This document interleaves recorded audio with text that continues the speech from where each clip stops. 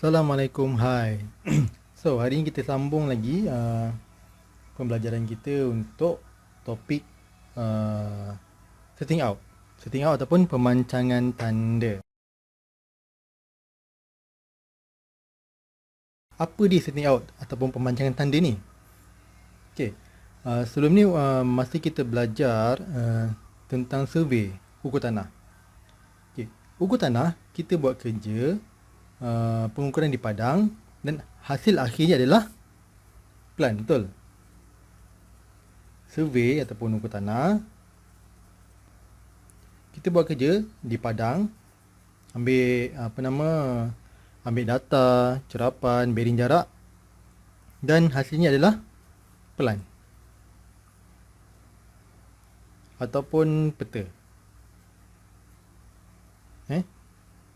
Plan atau maps. Ini hasil akhir untuk survey, kerja survey. Tapi sekarang kerja kita adalah kerja setting out. So, apa setting out ni sebenarnya? Setting out is how we transforming an information from plan to the ground. Maksudnya, macam mana kita nak transfer, kita nak memindahkan maklumat ataupun info daripada plan ke atas tanah. Okey, faham? Maksudnya, kita dah ada plan. Okey, plan perancangan. Kita ada terabas kawalan dan kita ada objek atau bangunan di dalamnya yang kita nak bina. Kita nak tanda bangunan ni dekat atas tanah. Ini atas plan. Okey. Nak tandakan dia di atas tanah ataupun ground lah. So, macam mana cara kita nak buat tu? Itulah kita namakan dia sebagai setting out. Kalau kita mengikut pada contoh yang sebelum ni, yang terabas tu kan. Okey, yang kalau terabas. Terabas yang kita buat ni adalah terabas kawalan, di mana kita nak mengawal pengukuran di tapak kawasan bina untuk kita membina bangunan ataupun objek di dalamnya. Okey, ini adalah stesen kawalan terabas kita. Setting out ni kita nak tanda pula objek yang kita nak bina di dalam kawasan terabas menggunakan kaedah setting out. Okay, jom kita belajar macam mana kita nak buat setting out ni. Untuk kerja-kerja setting out, kita memerlukan beberapa instrumen ataupun beberapa alat. Okay. Antara peralatan yang kita perlukan adalah, pertama, total station. Ataupun kalau tak ada total station, kita pakailah theodolite. Okay. Theodolite pun boleh. Yang kedua, kita perlukan apa? Nak buat kerja mestilah ada tripod. Macam ni. Nampak? Theodolite, tripod. Yang kedua, tripod. Ataupun kita panggil dia sebagai kaki tiga. Next, yang ketiga, kita perlukan measurement tape. Ataupun pita ukur lah. Pita ukur untuk rujukan lah, untuk semakan. Mana tahu ada salah ukur ke apa kan. Untuk semak kita boleh guna pita ukur. Next, kita perlukan prism ataupun prisma. Lagi kita perlukan apa? Paling penting lah, sebab kita nak tanda stesen dekat atas tanah. Jadi kita perlukan peg kayu. Ataupun kalau kita nak buat kerja-kerja piling, kita gunakan peg besi lah. Okey. Besi cerucuk macam tu. Okey, ini dari segi instrumen peralatan yang kita perlukan. Kaki tiga, alat ukur, theodolite ataupun station, prism. Bolehlah. Okay, next. Apa lagi yang kita kena tahu untuk kerja-kerja setting out? Kita reverse balik. Sebelum ni kita ada belajar macam mana kita nak baca bearing menggunakan kaedah sukuan ataupun kaedah apa? Dah lupa. Okay, kaedah quarter bearing. Okay, sekarang kita nak rujuk balik lah. Kita refreshkan balik. Okay. Untuk quarter bearing, kita ada 4 bearing. 4 kawasan, 4 bearing pula. 4 quarter. Quarter 1, quarter 2, quarter 3, quarter 4. Dan kita ada north, south, timur, east, dan juga west, barat. Kita ada 4 mata angin. Okey, dalam 4 mata angin kita ada apa? Bila kita belajar bearing menggunakan kuarter ni, kita ada bacaan timuran dan juga utaraan. Easting or northing. Ataupun kita kenali dia sebagai betul, latitude dan juga depart. Latitude ataupun latitude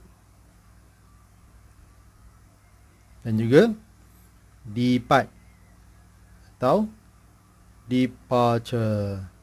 Setiap sukuan ni akan ada nilai negatif dan positif bagi perubahan nilai easting dan juga northing.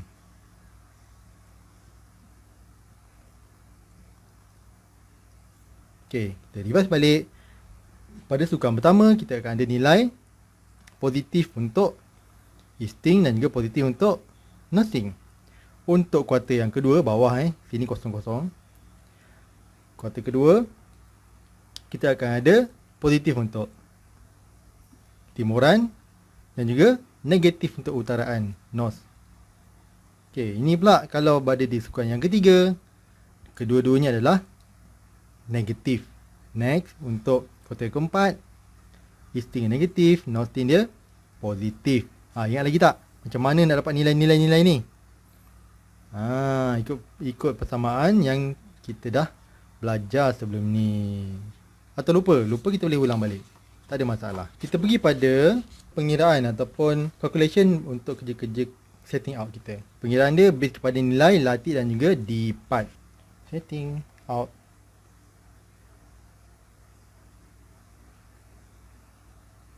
Calculation. Okey. Kita ada satu contoh itu contoh. Kita ada satu garisan utaraan dan juga garisan timuran. Okey.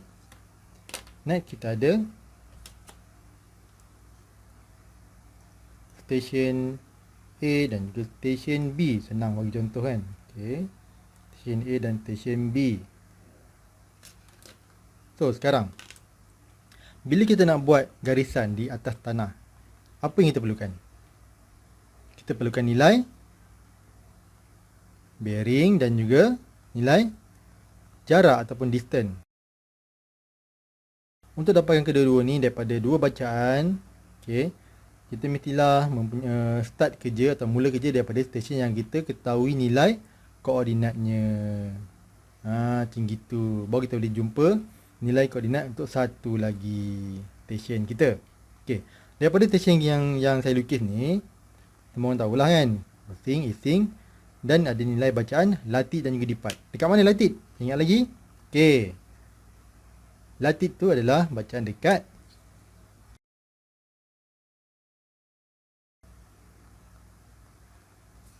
ini adalah latitude.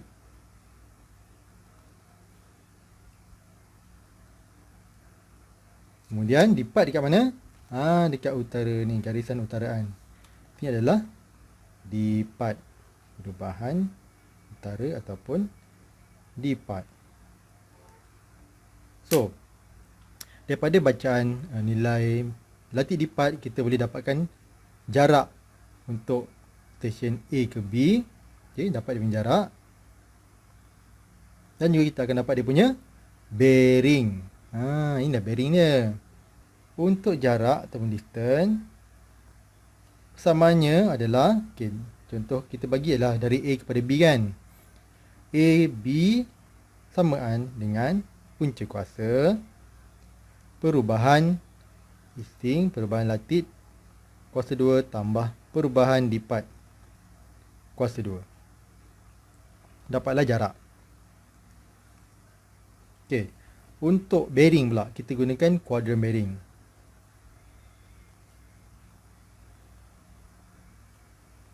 Okey, quadrant bearing.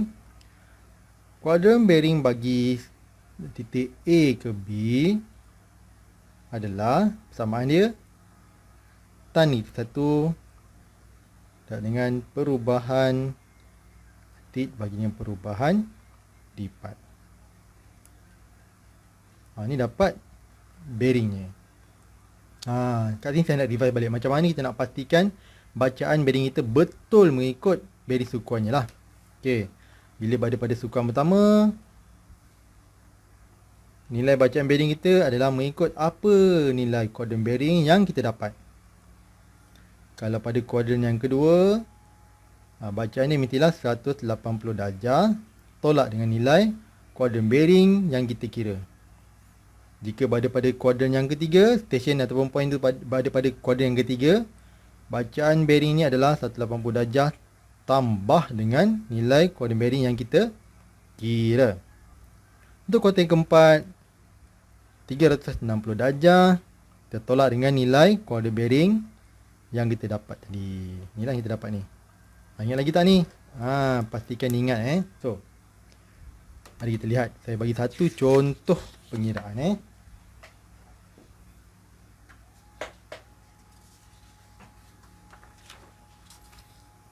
Jadi kat sini saya lukislah satu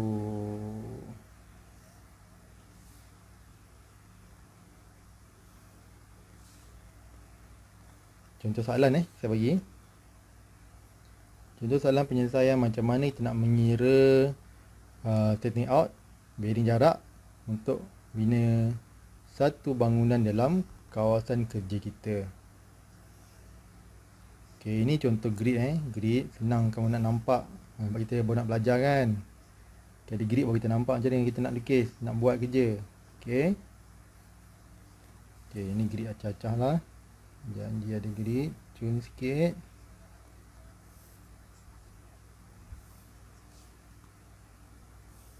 Okay, assume setiap perkotaan ni adalah segi 4 sama. Okey. Jarak di antara dua kotak ni adalah 4 meter. Maknanya satu kotak ni adalah bersama dengan 2 meter. Kalau setengah macam ni adalah 1 meter. Contoh lah. Lepas tu dalam dia kita ada satu bangunan bangunan.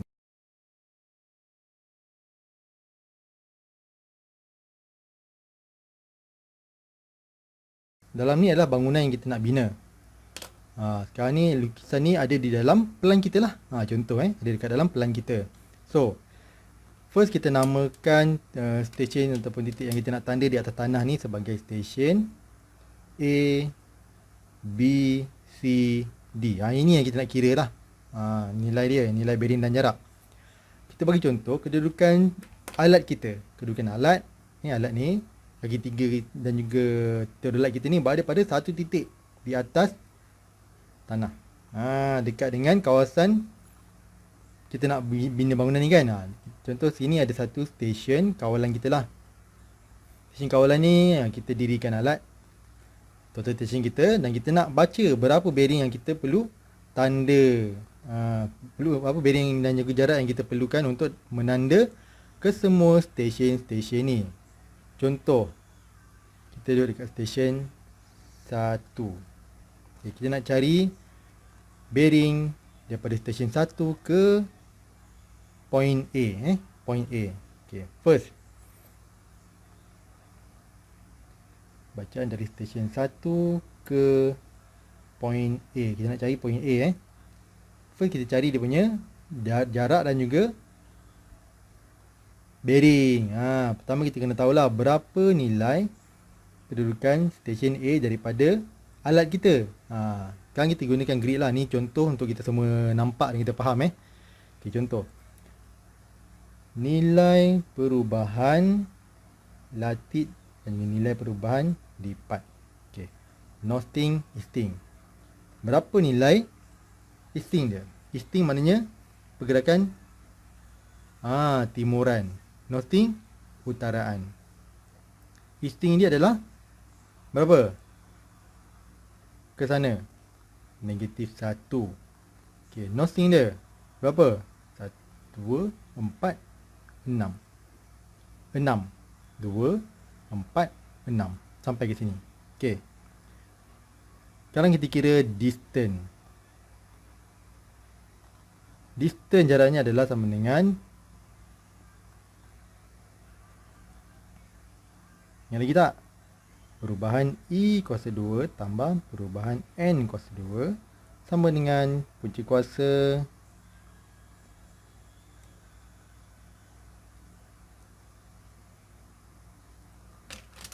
jadi jawapannya kalkulator kuasa 2 tambah dengan 6 kuasa 2. Okey, jawapannya adalah 6.083 meter. Distance. Okey, bearingnya sama dengan, ingat pastikan kita letak latit di atas, lipat di bawah.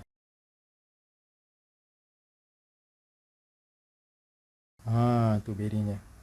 Bearingnya adalah 9 darjah 27 minit 4.36 saat. Betul ke nilai bearingnya ni? Sini kita kena semak balik. Sebab alat kita dekat sini. Kedudukan dia dekat belah sini. Bila pada dekat belah sini, jadi bacaan bearingnya adalah mestilah 360 darjah tolak dengan nilai koordinat bearing yang kita dapat tadi. Sama dengan 360 darjah tolak 9 darjah 27 minit 4.36 saat. Jadi jawapannya adalah 350 darjah 32 minit 15.6 saat. Inilah nilai bearing yang kita cari. Okey, nampak sekarang kita dah dapat satu stesen A. Kita dah dapat dah. Next, sambung pengiraan untuk titik B pula. B sama dengan, cari dulu perubahan E berapa, perubahan N berapa. Daripada sini, okay, kira E dia 2, 4, 6. 6 positif. N dia 2, 4, 6. 6 juga. Jadi distance 8.485 meter.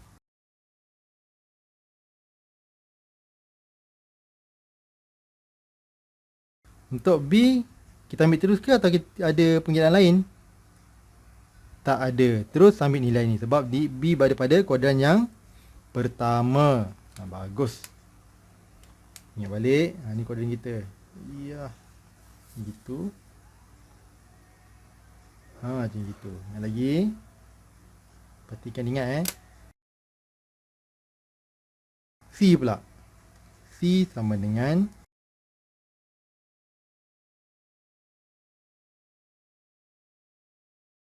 6.325 kita bunda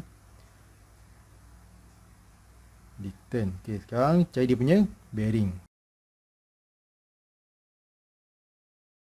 71 darjah 33 minit 54.18 saat.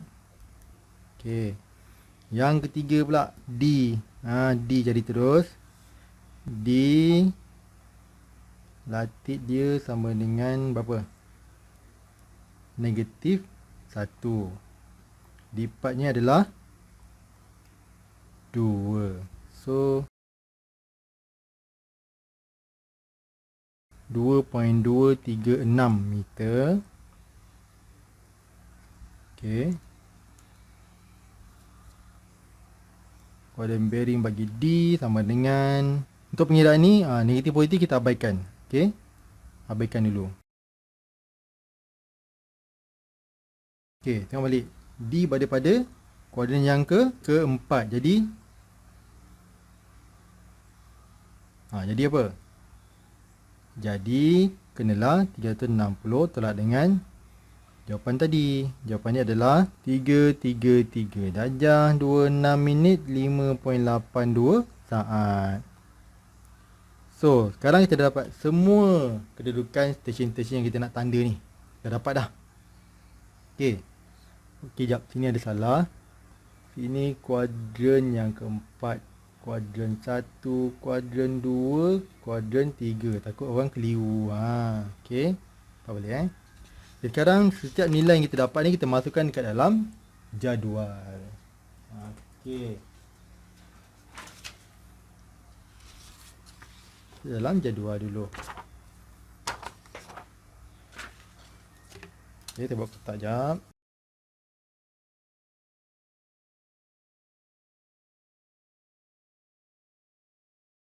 Station ataupun point ataupun point. Point A, B, C dan juga D. Nilai jarak dan juga bearing bearing ya. Dan juga distance. Okey, tadi kedudukan alat kepada A, nilai bearingnya adalah 350 darjah, 32 minit, 15.6 saat. Jaraknya 6.083 meter daripada alat kepada stesen B ataupun point B.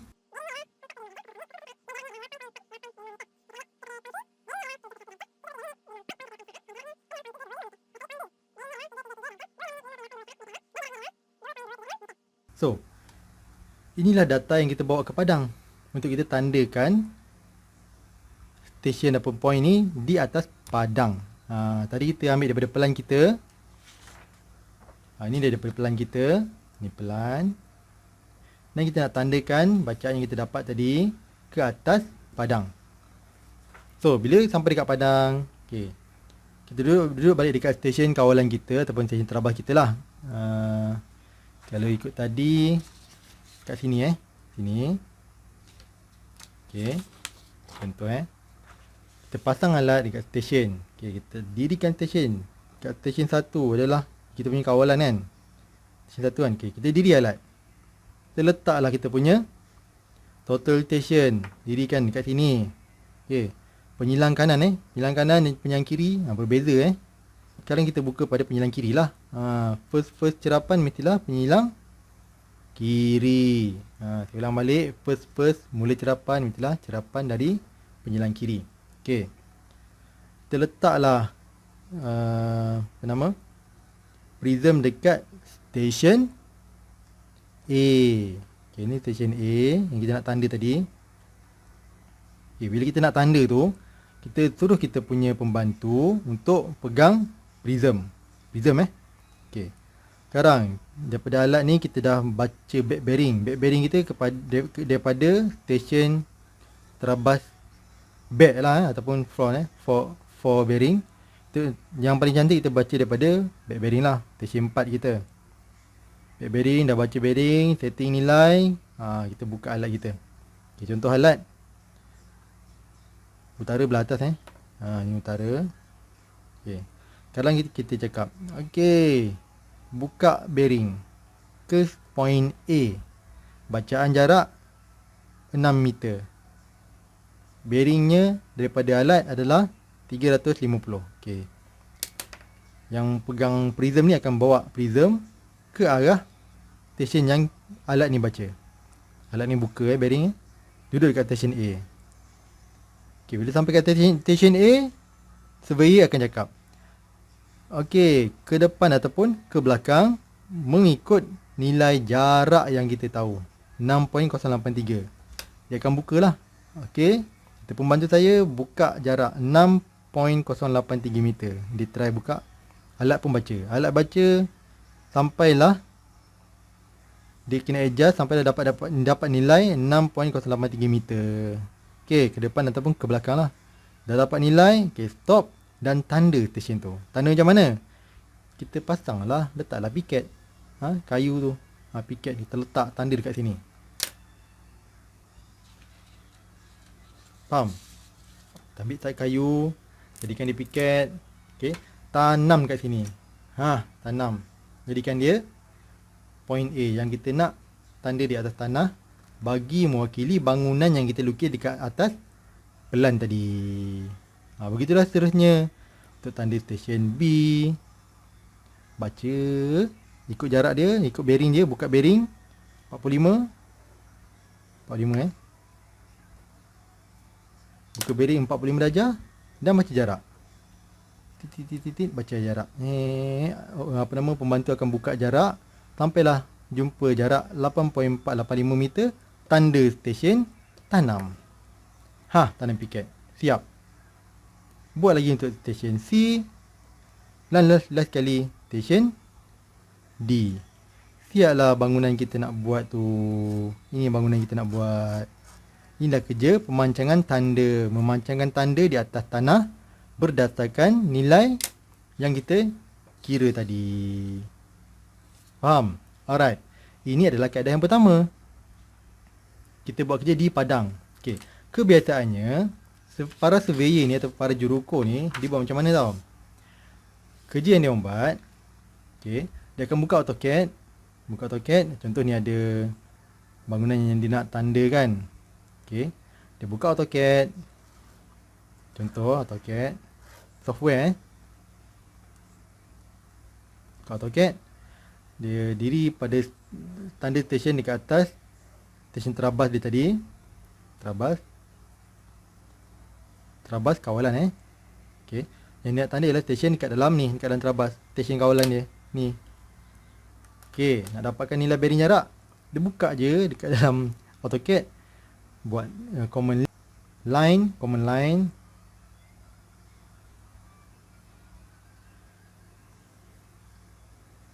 Okay, tarik daripada test 1 kepada mana-mana stesen yang dia nak tahu nilai bearing jarak.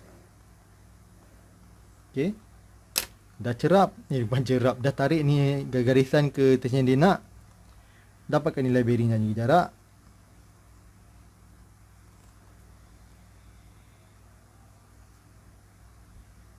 Okay, dah dapat semua nilai bearing jarak. Masukkan dekat dalam jadual macam tadi. Turun dekat site, tanda macam tadi. Senang, siap, mudah kan? So, itulah kerja setting out. Okey, kejap. Kita masuk pada info tambahan sikit. Okay, kerja-kerja setting out ni, berguna bagi penandaan point ataupun titik bangunan ataupun binaan kita lah. Okay, contoh, selain daripada kita nak tanda kedudukan stesen atau point bagi bangunan, kita juga gunakan setting out untuk pembinaan pipe gas. Laluan gas tu kita nak tandalah stesen kedudukan dia dekat mana. Lagi pipe gas ataupun gas line. Selain tu ni bangunan Selain itu untuk kerja-kerja piling. Point piling pun kita akan tanda menggunakan kaedah setting out juga. Contoh, ini kawasan kerja kita. Okey, terabas kawalan. Dalam ni ada bangunan. Bangunan besar kita nak buat. Okey. Kita bangunan ni akan ada piling. Piling, batang piling, kedudukan dia dekat sini. Kita akan tanda dekat tengah-tengah ataupun dekat tepi. Mana-mana ialah. Mana yang senang mengikut hemat juruko. Okay, piling dan juga pile cap. Ini yang kita nak tanda dekat atas stesen piling ni. Contoh ni kedudukan piling. Kita akan tanda dekat setiap tengah stesen ni. Nak senang, setiap tengah. Sebab apa? Batang piling tu akan dimasukkan ke kawasan pengukuran, tanda dan terus tanam batang piling tu, tiang tu. Okey, contoh kedudukan alat kita dekat stesen sini. Ini alat total station kita. Okey, ini piling point piling. Okay, kita dirikan alat, kita buka mengikut bearing jarak yang kita kira macam tadi. Okey, bearing jarak yang kita buka secara pengiraan ataupun cara data daripada AutoCAD. Okey, buka alat, tembak ke setiap titik tengah piling tu. Macam gitu. Dah ada bearing jarak, terus boleh tanam setting out. Lagi kita gunakan untuk apa? Selain pipeline, piling, nak buat bangunan, nak buat jalan pun kita kena ada setting out plan. Jalan, curve, kan? Okay, kena ada juga penandaan di atas tanah untuk menentukan kedudukan jalan yang kita nak bina. Faham? Okey, inilah kegunaan ataupun contoh kegunaan kerja-kerja fitting out. Okey. Pemancangan tanda. Okey, untuk apa-apa persoalan boleh tanya dan type dekat bawah komen. Okey, itu saja untuk hari ini. Terima kasih atas perhatian anda. Jumpa lagi dalam kelas yang seterusnya. Kan? Terima kasih. Assalamualaikum.